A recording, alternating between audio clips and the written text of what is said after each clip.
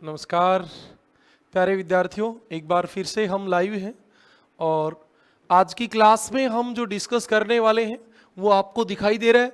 महासागरीय नीतलीय उच्चावच हमारा टॉपिक चल रहा था और इसमें हमने चार जो मुख्य नीतलीय उच्चावच थे, महाद्वीपीय मगन तट, महाद्वीपीय मग्न ढाल, गहरे महासागरीय मैदान और महासागरीय गर्त, ये सब हम पीछे की दो क्लासों में डिस्कस कर चुके हैं। आज जो हम डिस्कस करने वाले हैं वो महासागरीय नीतल की लघु या गौण स्थलाकृतियों को डिस्कस करेंगे, जिसमें सबसे इंपॉर्टेंट जो हमारा रहेगा वो रहेगा महासागरीय कटक, समुद्री टीला जिसको आप सी माउंट बोलते हो, और एक आपका निगमन द्वीप जिसको हम गोएट बोलते हैं, गोएट। ये सब हम छोटी छोटी बातें डिस्कस करेंगे। उसके बाद महासागरीय कंदराएं क्या हैं, कहां पाई जाती हैं और क्यों बनती हैं, और यदि फिर समय रहा तो हम डिस्कस करेंगे अटलांटिक महासागर के नीतलीय उच्चावच, और यदि समय थोड़ा अभाव रहा तो हम यहां तक की बातें शुरू कर देंगे और अटलांटिक को कल डिस्कस कर लेंगे। ये आज का हमारा टारगेट है। अभी आप जुड़िए लाइव और आज की क्लास को देखिए कि आज हम क्या पढ़ने वाले हैं। सबसे पहली हम स्थलाकृति की बात करेंगे मध्य महासागरीय कटक।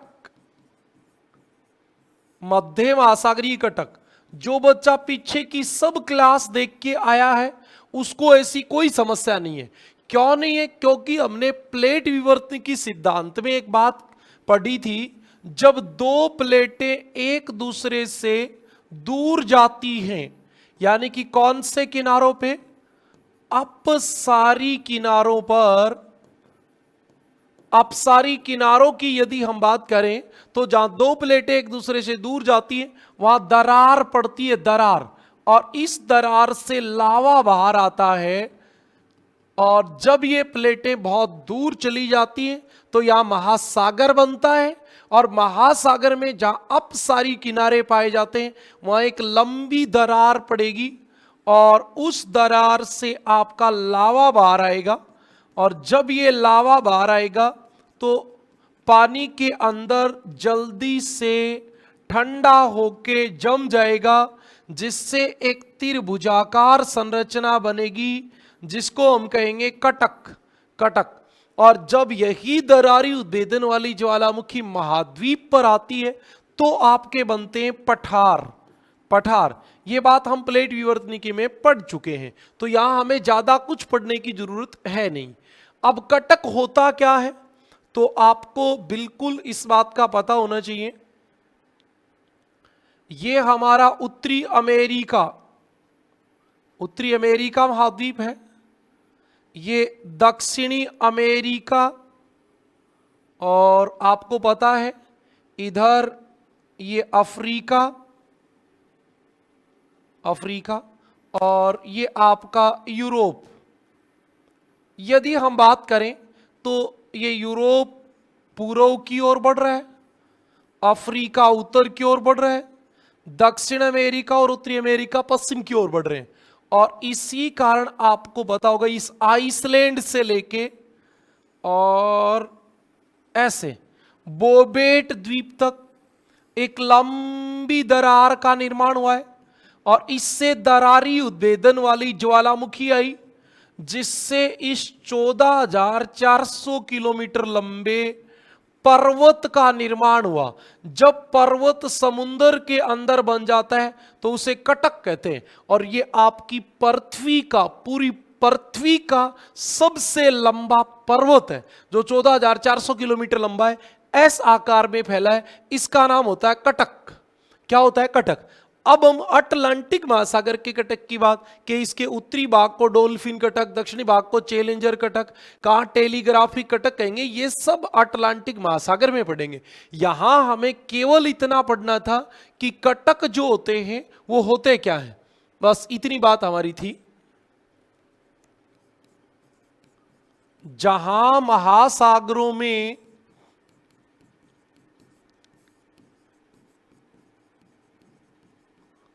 अपसारी किनारे पाए जाते हैं। हाँ, जहां महासागरों में अपसारी किनारे पाए जाते हैं वहां दरारी उद्भेदन वाली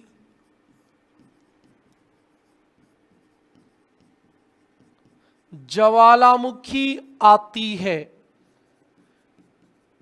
वहां दरारी उद्भेदन वाली ज्वालामुखी आती है जिससे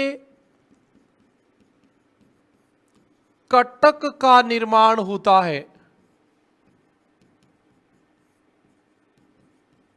जिससे कटक का निर्माण होता है। ये पर्वत या कटक 2500 मीटर ऊंचे होते हैं। औसत की बात है ये, 2500 मीटर ऊंचे होते हैं। जिनमें से कुछ सागर की सतह, सतह का मतलब होता है ऊपरी भाग, सतह तक पहुंच जाते हैं तथा कभी कभी बाहर निकल जाते हैं। कभी कभी बाहर निकल जाते हैं।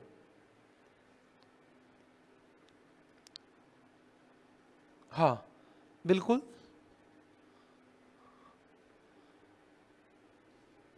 जब जल से कटक बाहर आ जाता है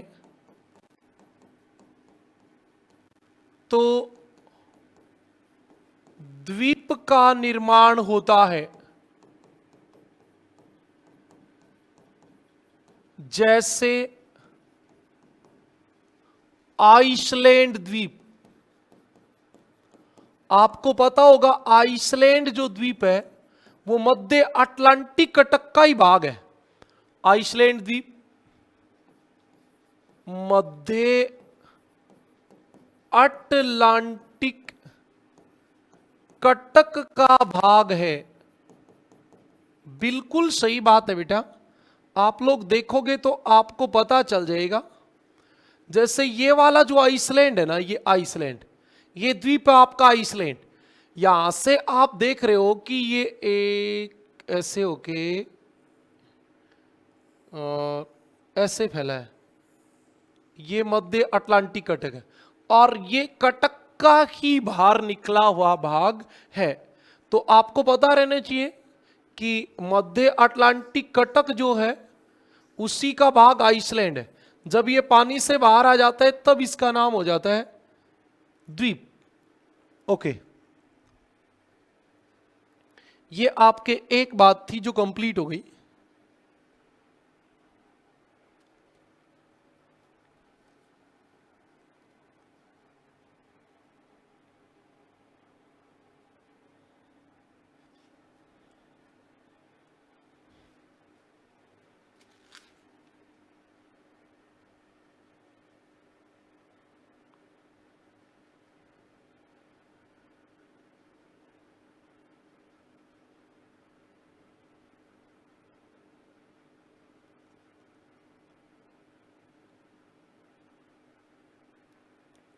ओके चलो अगली बात पे हम चलते हैं।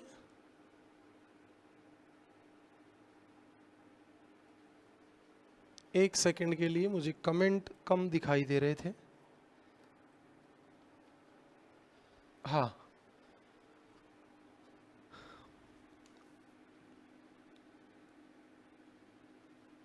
अगली बात पे चले। इसके बाद हमारी सेकंड जो बात है वो क्या है उस पे आ जाते हैं। दूसरा हमारी जो लघु स्थलाकृति होती है उसका नाम होता है समुद्री टीला। इनके हिंदी के नाम कुछ और हो जाते हैं, इंग्लिश के नाम और हो जाते हैं। आप जब एनसीईआरटी में चेक करोगे तो आपको बिल्कुल ये मिलेगा सी माउंट। अब इसका मतलब सामान्य वे में ये कह देते हैं कि ये समुद्र में ज्वालामुखी द्वारा निर्मित केवल द्वीप होता है, केवल टीला होता है, केवल ऊंचा भाग होता है, बस इतनी बात होती है। ज्वालामुखी द्वारा निर्मित, ये ज्वालामुखी के द्वारा निर्मित होता है। और क्या खास बात होती है, ये 3000 से 4500 मीटर ऊंचे होते हैं। बिल्कुल ऊंचे होते तो फिर ये पानी की सतह पे पहुंच जाएंगे कि नहीं पहुंचेंगे, लेकिन नहीं पहुंचेंगे, परंतु महासागरीय सतह तक नहीं पहुंचते हैं। सतह के बाहर आ जाएंगे तब द्वीप हो जाएगा, नाम ही द्वीप हो जाएगा। अब इसका उदाहरण बताओ, तो सबसे इंपॉर्टेंट जो इसका एग्जाम्पल है वो आपका एम्पेरर, एम्पेरर है। एम्पेरर समुद्री टीला, एम्पेरर समुद्री टीला विश्व प्रसिद्ध है, जिस पर हवाई द्वीप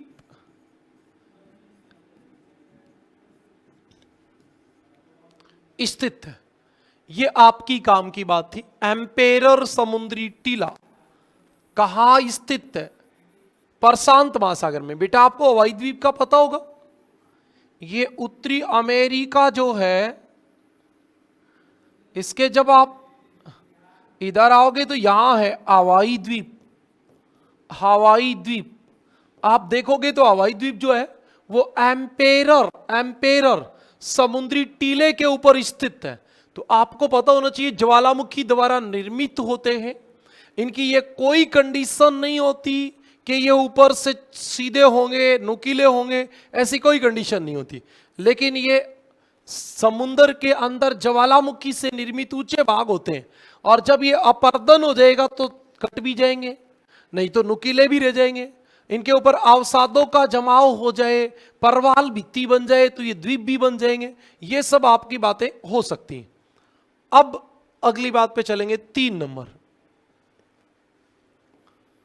3 नंबर हमारे एक इस्तेलाह करती है नीमगन द्वीप। अच्छा सर, ये कौन सा वर्ड आ गया? ये भी हमारी एनसीईआरटी ने दिया है, और ये होता है गोएट्स, गोएट, गोएट, ये शब्द होता है गोएट। अब ये आना तो यही चाहिए, इंग्लिश में तो यही आएगा, लेकिन हिंदी में इसका नाम होता है निगमन द्वीप। तो आप याद रखें कि इसको हम निगमन द्वीप भी कह देते हैं, ठीक है भी। अच्छा, ये होता क्या है? इसको एकदम हमारी एनसीईआरटी में लिखा, इट इज ए क्या, फ्लैट टॉप्ड। फ्लैट, फ्लैट का मतलब क्या होता है? समतल, समतल। टॉप्ड सी माउंट। अच्छा, पहले वाला सी माउंट था केवल, अब की बार वाला फ्लैट टॉप वाला हो गया। इसका मतलब ये समुद्र में टीला होगा, लेकिन इसका ऊपर वाला भाग क्या होगा? समतल। समुद्र के अंदर टीला होगा, जैसे ये आपका है भाग, और ये पानी के अंदर है, लेकिन इसका ऊपर वाला भाग क्या रहेगा? ऊपर वाला भाग फ्लैट रहेगा, है ना। ये जरूरी है। इसको हिंदी में कहेंगे चौड़े व समतल शिखर वाली अंतःसागरीय। अंतःसागरीय का मतलब केवल इतने समुद्र के अंदर,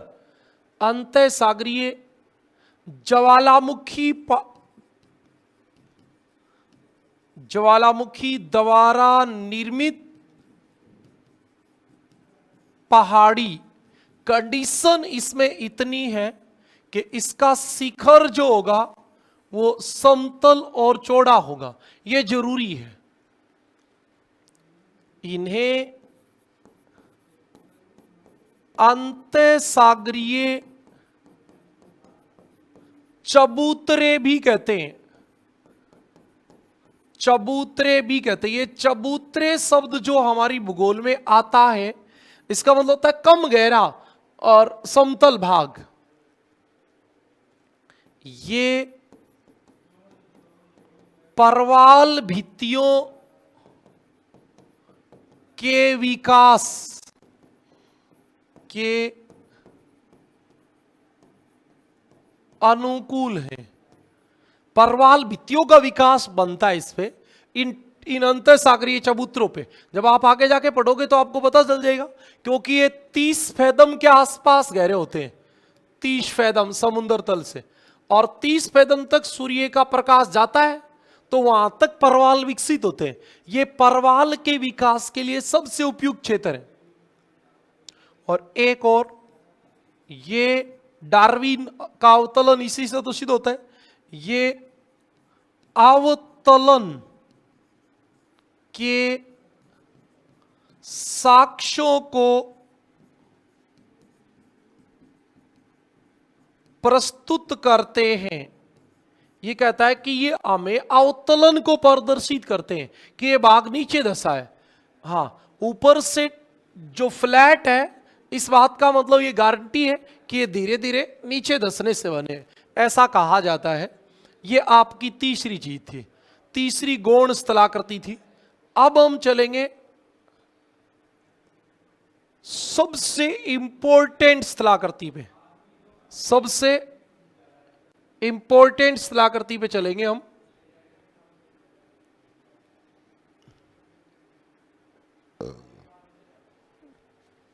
और वो हमारी है अंतःसागरीय कंदराएं। अंतःसागरीय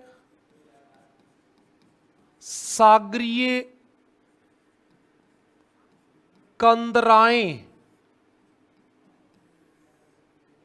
अंतःसागरीय कंदराएं क्या होती है भी? अंतःसागरीय कंदराएं आप बताओ क्या होती है?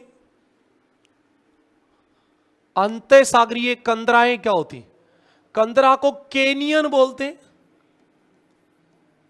कैनियंस। ये कैनियंस क्या होते हैं? ये होती है लंबी खाई। आपको पता होगा, नदी द्वारा निर्मित स्थलाकृति, वी आकार घाटी, गोर्ज और कैनियन, ये आपकी ऐसे होती थी। कैनियन आपको याद हो तो ये ऐसे कैनियन होती है, मतलब ये पतली घाटी और लंबी होती है, इसका नाम होता है कैनियन। तो ऐसी समुद्र की तली में कैनियन पाई जाती हैं। सबसे इंपॉर्टेंट सवाल यह है कि ये पाई कहां जाती हैं? तो ये आपकी या तो पाई जाती है मग्न तट पर, और या पाई जाती है मग्न ढाल पर। या तो मग्न तट पे और या मग्न ढाल पे। और ये क्या होती है? एकदम खड़ी किनारों वाली दरार घाटी कैनियन होती है। सामान्यतः 600 से 900 मीटर या 615 से 915 मीटर तक गहरी होती है। कई कई बार 3000 मीटर भी गहरी होती है। एक आपने सेपर्ड और बियर्ड नाम सुने होंगे। सेपर्ड व बियर्ड। ये सेपर्ड और बियर्ड जो विद्वान थे, इन्होंने 102 कैनियन, कैनियन यानी कंदराओं का अध्ययन किया। 102 कैनियन या कंदराओं का अध्ययन किया, और उन्होंने बताया कि हडसन कैनियन जो है वो विश्व की सबसे प्रसिद्ध कैनियन है, जो अटलांटिक महासागर में स्थित है। ये हम सब बातें धीरे धीरे करेंगे। पहले आप ये समझें कि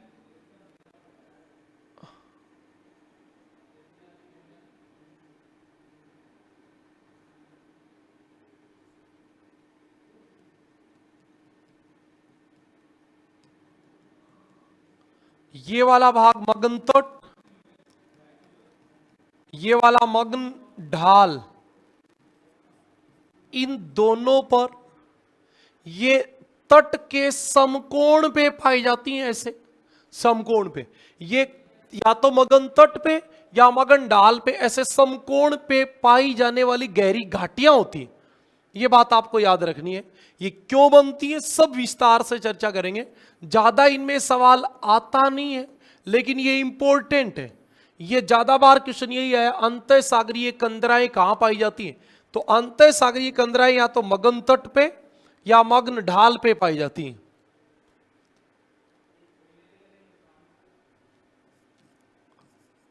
महाद्वीपीय मग्न तट,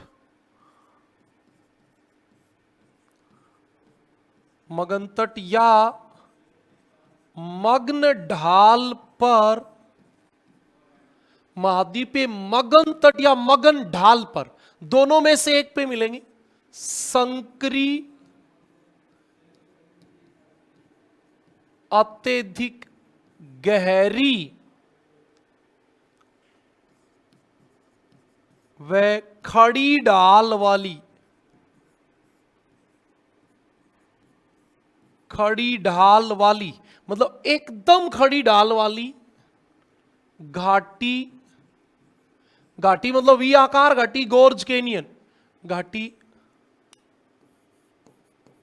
अंतः सागरीय कंदराएं कहलाती हैं। अंतः सागरीय कंदराएं कहलाती हैं। ये नदियों के कैनियन के समान होती हैं, कैनियन के समान होती हैं। मतलब ये आपका कैनियन है नदी का, अरे गोर्ज कैनियन, गोर्ज कैनियन के समान होती है। अच्छा, गहराई कितनी होती है इसकी? अभी मैंने आपको बताई थी, सामान्यतः 610 से 915 मीटर और अधिकतम गहराई अब ये आपकी 3800 मीटर तक पाई गई है। तो 3800 मीटर में तो महासागर की तली तक चली जाएगी बिल्कुल। और आपको यह भी पता रहनी चाहिए कि हमारे साविंदर सिंह में लिखी हुई है 3048 मीटर। ये साविंदर सिंह में लिखी हुई है कि सबसे गहरी जो कैनियन होती है, अंतः सागरीय कंदरा होती है, वो 3038 मीटर होती है, किलोमीटर नहीं भी, मीटर, मीटर होती है। अच्छा ये कट है, याद रखना, मीटर, मीटर होती है। ओके, पाई कहां जाती है, कैसे पाई जाती है? अंतः सागरीय कंदराएं प्राय तट के लंबवत, तट के लंबवत या समकोण पर होती हैं।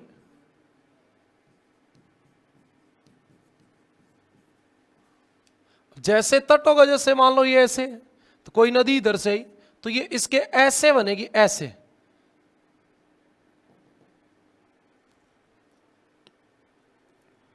अगली बात, सेपर्ड व बियर्ड ने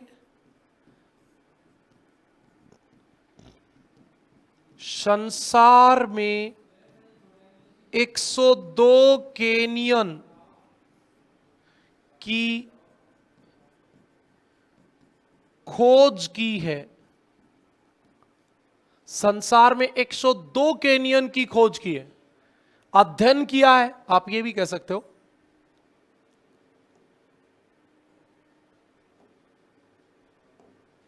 अच्छा, अब आपको बताओ चाहिए हडसन कैनियन, ये सब लोकल नाम रहेंगे। हडसन की खाड़ी, हडसन की खाड़ी के सामने है ये हडसन कैनियन। हडसन कैनियन विश्व प्रसिद्ध है,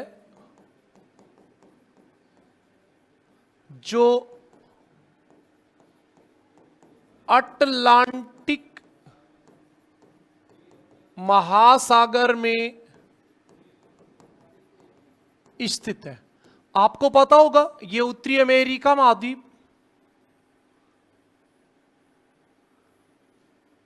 ये किसकी खाड़ी है? हडसन की खाड़ी है। ये हडसन की खाड़ी है और इसके आगे यहां ये हडसन कैनियन स्थित है। तो हडसन कैनियन कौन से महासागर में? अटलांटिक में। बस आपको इतना सा पता रहना चाहिए।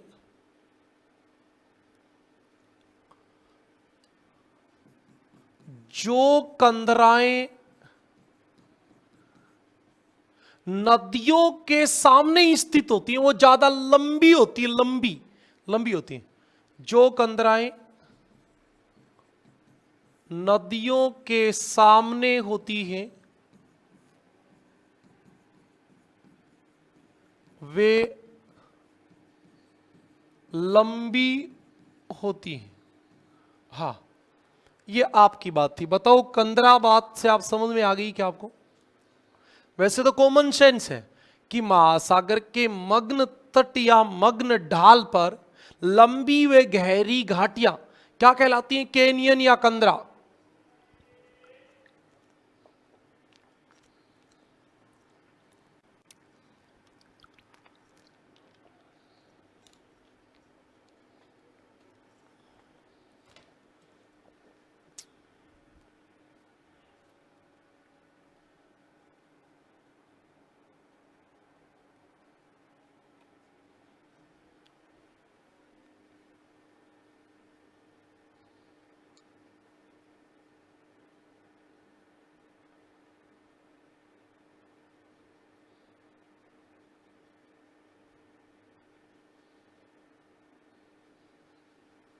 हाँ, अब हम बात करेंगे प्रमुख कंदराओं की। कमेंट दिखाई नहीं दे रहे भाई।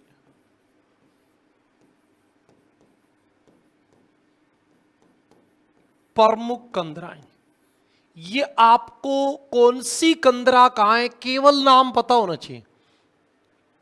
तो आपको ध्यान रहना चाहिए यूएसए के पूर्वी तट जो है ना, इधर से लेके यहां से लेके और यहां तक बहुत सारी कंदराएं पाई जाती हैं, बहुत सारी। अभी आपको नाम बताता हूं कौन कौन सी पाई जाती हैं। यूएसए के पूर्वी तट, यूएसए नहीं लिखेंगे भैया, यहां लिखेंगे उत्तरी अमेरिका के पूर्वी तट पर कनाडा से लेकर हेट्रस प्रायद्वीप तक, हेट्रस प्रायद्वीप तक अनेक कंदराएं पाई जाती हैं। हेट्रस प्रायद्वीप तक अनेक कंदराएं पाई जाती, नाम बताओ। जैसे एक नाम तो अभी बताया ही था, हडसन कैनियन। आपके लिए क्वेश्चन बनेगा हडसन कैनियन कहां स्थित है? अटलांटिक में, ये क्वेश्चन बनेगा। एक आपकी चेसापीक कैनियन, चेसापीक कैनियन, ये दो इंपॉर्टेंट है, एक यहां है एक यहां है। ये दोनों आपकी कैनियन प्रसिद्ध है अटलांटिक महासागर में। अच्छा, अब आपको एक बात और पता होनी चाहिए, इधर जो ये यूरोप महाद्वीप है, ये यूरोप है, आपको पता होगा ये स्पेन और ये फ्रांस, और इन दोनों के बीच में ये वाली है बिस्के की खाड़ी। क्या नाम है? बिस्के की खाड़ी है। ओके, और बिस्के की खाड़ी जो है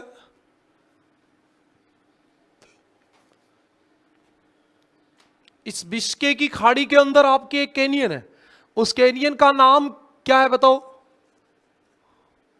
Fosse de Cap Breton, Fosse de Cap और ब्रेटन, ब्रेटन, ये आपकी यहां पे है, ये कंदरा यहां पे है।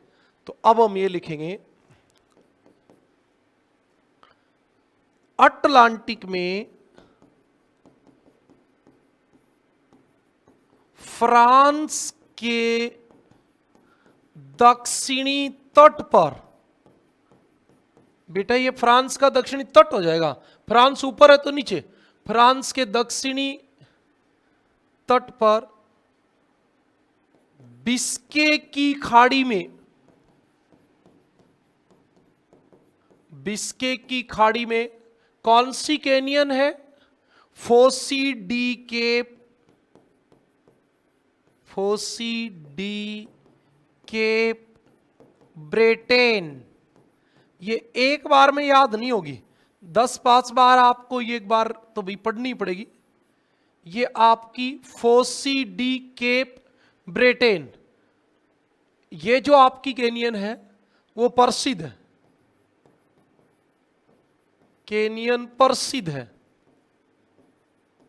ओके, बात समझ में आ गई? और बताओ कोई? अच्छा, एक और है नजारे कैनियन,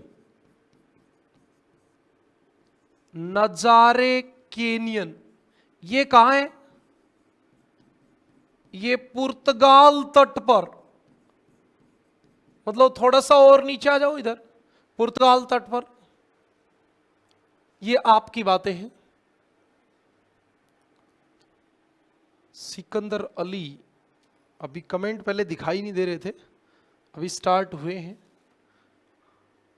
अपनी बात जो है आप वापिस रख सकते हैं।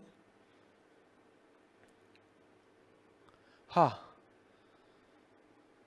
और बताओ भाई, कोई समस्या? समस्या नाम की चीज ही नहीं है, होनी भी नहीं चाहिए। हडसन कैनियन अटलांटिक महासागर में है। और कौन सी है? चेसापीक कैनियन अटलांटिक में।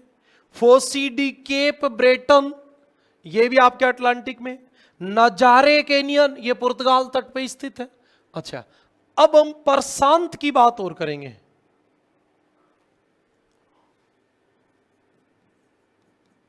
प्रशांत महासागर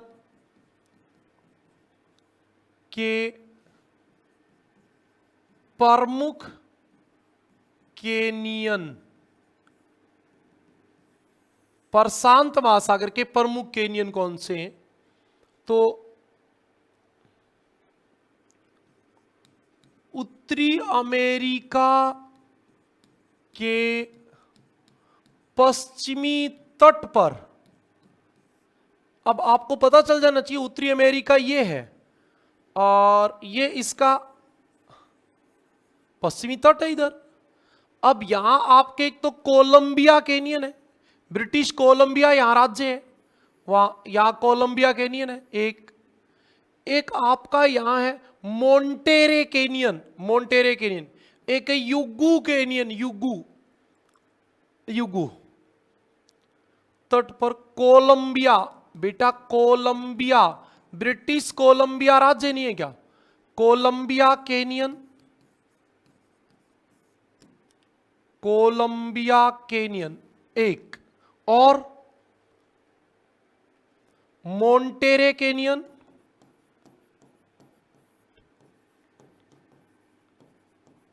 वह युगू, युगू कैनियन प्रसिद्ध है, युगू कैनियन प्रसिद्ध है। ये आपके कैनियन है। अच्छा, भारत में भी अब बात करेंगे। भारत में पूर्वी तट पर बंगाल की खाड़ी में पाए जाने वाले कैनियन,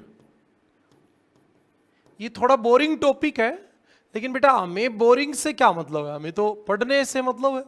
नंबर से मतलब है, एग्जाम में क्या आएगा उससे मतलब है। ये छोटी छोटी चीजें आपको सीखनी रहेंगी, बिना सीखे काम चलने वाला है नहीं। अब कोई बहुत मुश्किल नहीं है। अब बंगाल की खाड़ी में कौन कौन से कैनियन पाए जाएंगे? अब कोई पुलिकट कैनियन है, आपके कोई गोदावरी कैनियन है, कोई कृष्णा कैनियन है, कोई आपका पांडिचेरी कैनियन है, कोई पल्लार कैनियन है, एक सवर्णमुखी कैनियन है, एक पेनर कैनियन है, एक गंगा कैनियन है, एक काकी नाड़ा कैनियन है। ये इतने कैनियन है। अच्छा, नाम लिखना शुरू कर देता हूं, कुछ नहीं है और। कूलाडोर कैनियन, कूलाडोर। सवाल इतना ही तो बनेगा, कूलाडोर कैनियन कहां स्थित है? भारत के पूर्वी तट पर बंगाल की खाड़ी में। पांडिचेरी कैनियन। अच्छा, ये तो कोई सवाल भी नहीं हुआ। पांडिचेरी तो हमें पता ही है, भारत के तट पे, तो भारत में ही मिलेगा। एक आपका पल्लार कैनियन, पलार कैनियन आंध्रा के तट पे मिलेगा ये पलार कैनियन। फिर आपका चौथा होता है पुलिकट कैनियन, तो पुलिकट झील के किनारे मिलेगा पुलिकट कैनियन। ये भी कोई नाम जोर वाला नहीं है, नहीं है ना। एक सवर्णमुखी कैनियन, सवर्णमुखी कैनियन। 6 नंबर पे आपका पेनर कैनियन, पेनर कैनियन। 7 नंबर पे आपका गोदावरी कैनियन। ये जोर वाली बात ही नहीं है भाई, गोदावरी नदी के किनारे गोदावरी कैनियन, बताओ क्या जोर वाली बात है। फिर आपका काकीनाडा कैनियन, काकीनाडा की खाड़ी होती है आंध्र प्रदेश में, काकीनाडा कैनियन।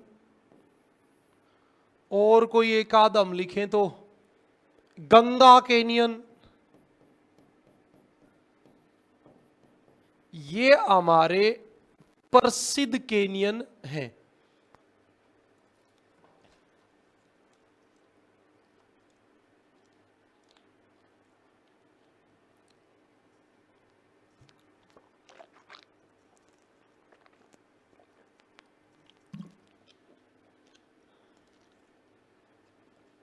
बताओ इतनी बात समझ में आ गई क्या?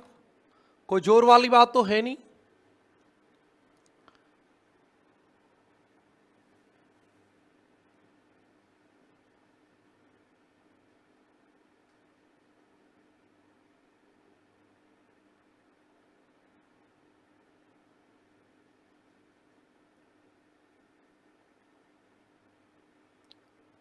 हाँ, एक बच्चे का मैसेज आया कि हाँ सर, चलो किसी को तो आया समझ में।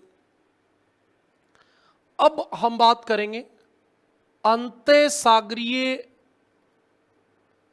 जो कंदराएं हैं वो बनती क्यों हैं, इस बात की। अंतः सागरीय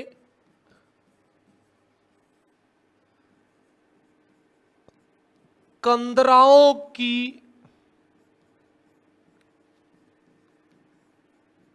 उत्पत्ति, अंतः सागरीय कंदराओं की उत्पत्ति। सबसे पहले तो याद रखें, कंदराएं नवीन स्थल रूप है, मतलब ये नई है, पहले नहीं थी, अभी बनी है।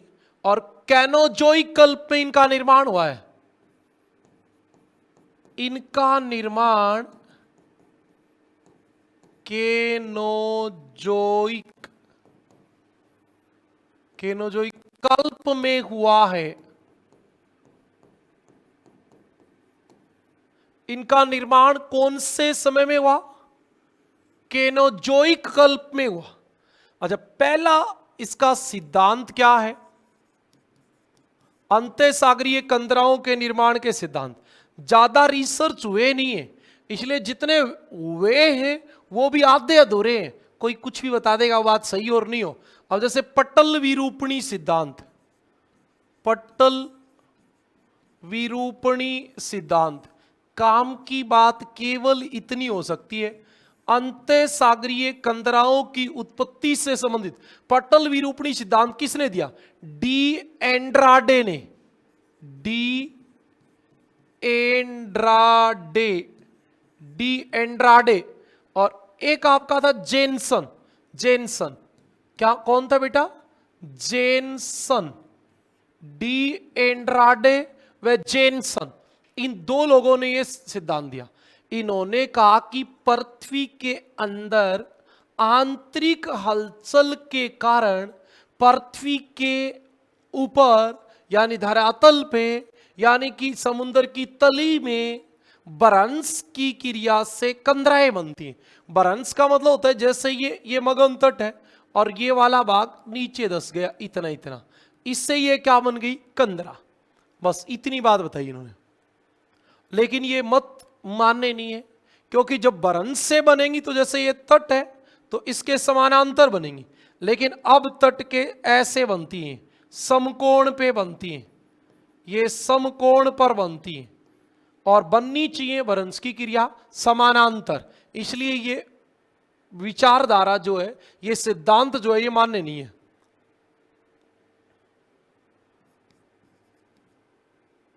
इस सिद्धांत के अनुसार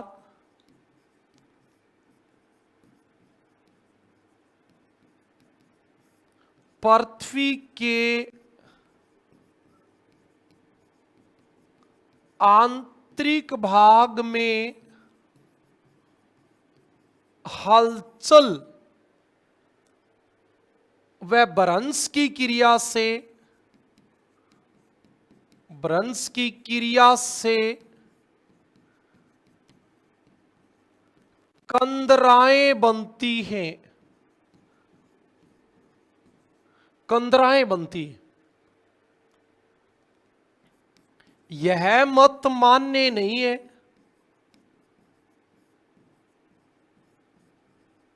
क्योंकि भ्रंश से कंदराएं तट के समानांतर बनती हैं। कंदराएं तट के समानांतर बनती, जबकि ये तट के समकोण पर पाई जाती हैं। ये तट के समकोण पर पाई जाती है, ये बात है। ये पहला सिद्धांत था। पटल विरूपणी सिद्धांत कह रहा है कि ये अंतः सागरीय कंदराएं जो है ये भ्रंश के कारण बनती है। बेटा भ्रंश का मतलब होता है कोई भाग नीचे धंस जाए या दो एक दूसरे से दूर जाए तब, लेकिन ऐसा होता तो ये समानांतर होती, लेकिन ये समकोण पे, इसका मतलब हमें लगता नहीं है। ओके, दूसरी भूपृष्ठीय अपर्दन सिद्धांत। भूपृष्ठीय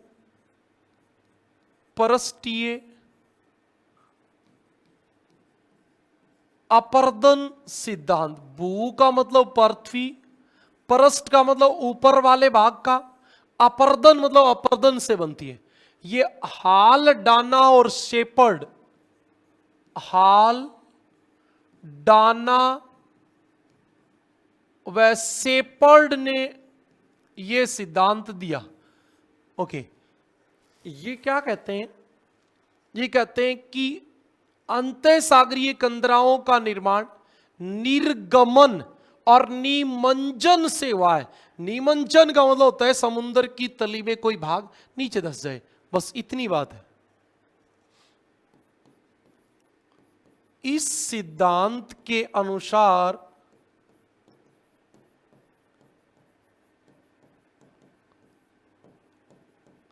अंतः सागरीय कंदराओं का निर्माण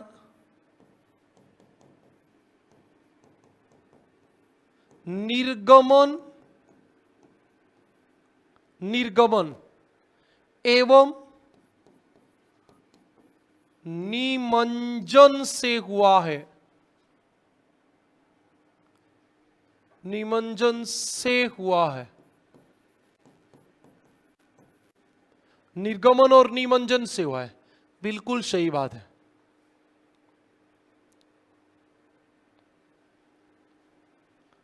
तीसरा सिद्धांत है अंतःसागरीय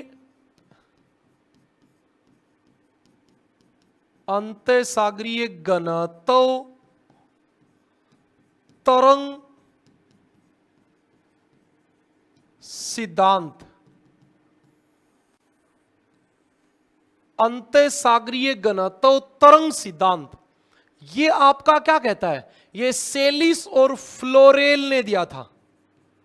सेलिस व फ्लोरेल ने दिया। ये ज्यादा काम के नहीं है, बस इतनी इतनी बातें याद कर लोगे तो भी काम चल जाएगा। सेलिस और फ्लोरेल ने ये आपका सिद्धांत दिया। हाँ, इसमें देखो इन्होंने क्या बताया, तापमान व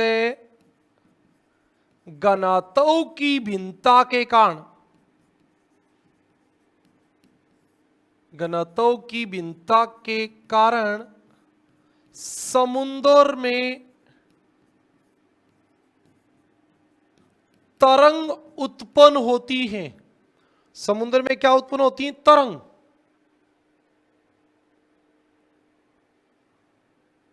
तरंग उत्पन्न होती है,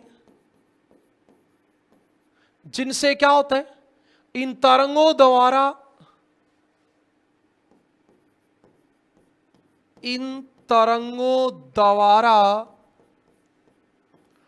मग्न तट व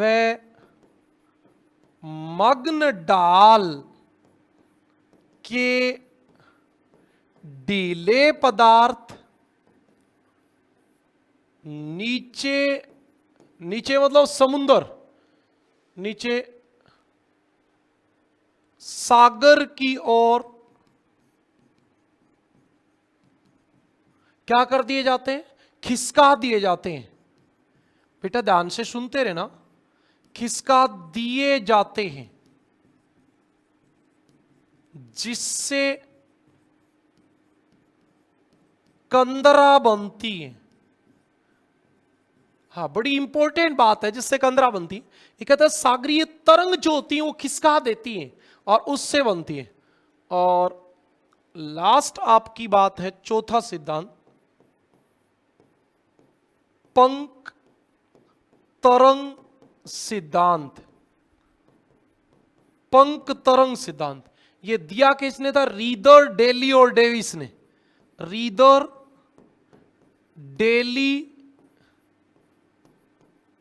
और डेविस ने।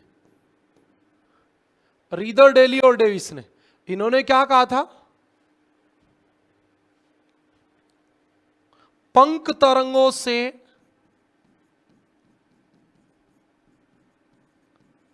कंदराएं बनती हैं। पंख तरंगों से कंदराएं बनती हैं, ये हमारी बात थी।